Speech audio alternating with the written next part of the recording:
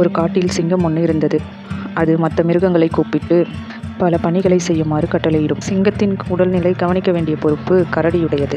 சிங்கத்துக்கு தேவையான உணவுகளை சுமந்து வரும் பணி குதிரையிடம் கொடுக்கப்பட்டது. குரங்கு ஒன்று சிங்கராஜாவை மகிழ்விப்பதே அதன் வேலை. மரக்கிளைகளில் இந்த பக்கமும் அந்த பக்கமும் தாவியும் குதித்தும் சிங்கராஜாவை என்டர்டெயின்மெண்ட் செய்ய வேண்டும். நரி சிங்கத்திற்கு ஆலோசகராக இருந்தது. காடு சம்பந்தமான எல்லா விஷயங்களையும் நரிதான் சிங்கத்திற்கு வழிகாட்டியாக இருந்தது.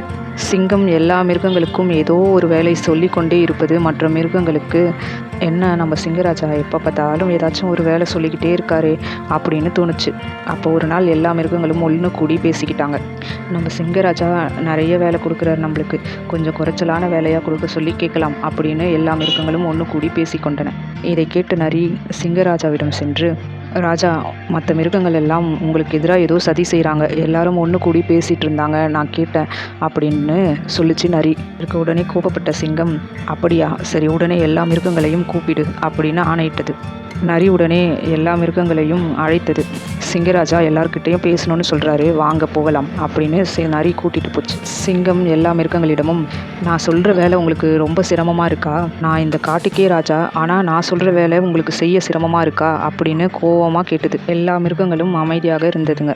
அப்போது ஒரு சின்னதாக ஒரு குரல் கேட்டது. ஒரு குரங்கு, ஆமாம் ராஜா, நீங்கள் எப்போ பார்த்தாலும் ரொம்ப வேலை சொல்கிறீங்க, எங்களால் செய்யவே முடியல, எங்கள் விருப்பத்துக்கு இருக்கவும் முடியல, உங்களுக்கு வேலை செய்கிறதுக்கே எங்களுக்கு நேரம் சரியாக இருக்கிறது அப்படின்னு சொல்லிச்சு.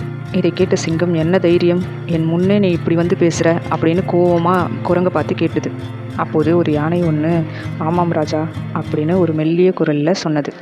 யானையை தொடர்ந்து மற்ற மிருகங்களும் சிறிது சிறிதாக குரல் வர ஆரம்பித்தது. ஆமாம் ராஜா, நீங்கள் நிறைய வேலை சொல்கிறீங்க அப்படின்ட்டு எல்லா மிருகங்களும் சத்தமாக கத்த ஆரம்பித்து விட்டன. உடனே குரங்கு, நரியாரே, நீங்கள் தான் சிங்கராஜாவுக்கு தவறான ஆலோசனை சொல்கிறீங்க. சிங்கராஜா நல்லவர் தான், உங்களோட ஆலோசனை கேட்டு தான் இப்படி மாறிட்டார் அப்படின்னு சொன்னது. அதற்கு மற்ற மிருகங்களும் ஆமாம் ஆமாம் என்றது. இதை கேட்டுக்கொண்டிருந்த சிங்கம் யோசிக்க ஆரம்பித்தது. நரியால் இதற்கு பதில் எதுவும் சொல்ல முடியவில்லை. நரி அமைதியாக இருப்பதை பார்த்த சிங்கம், நாம தான் மற்ற மிருகங்களுக்கு பனி சுமை அதிகமாக கொடுக்குறோம் போல இருக்குது அப்படின்னு சிங்கம் யோசித்தது. சிங்கம் உடனே மற்ற மிருகங்களை பார்த்து, சரி, நாம் எல்லோரும் ஒன்று தான், எனக்கு புரிகிறது. எனக்கு வயதாகியதாலும் சிறிது பலம் குறைந்ததாலுமே உங்களுக்கு அதிகமான பணி சொல்லிவிட்டேன் போலும். இனி நான் கட்டளையாக எந்த பணி சுமையும் உங்களுக்கு தரமாட்டேன்.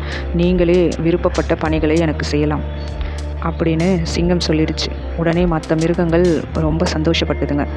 ரொம்ப நன்றி சிங்கராஜா, நாங்கள் சொல்ல வர்றதை நீங்கள் புரிஞ்சுக்கிட்டீங்க, எங்களுக்கு ரொம்ப சந்தோஷமாக இருக்குது அப்படின்னு மற்ற மிருகங்கள் சிங்கராஜாவுக்கு நன்றி கூறி விடைபெற்றன. நீதி: ஒரு கருத்தை ஒன்று கூடி சொல்லும்போது வெற்றி நிச்சயம்.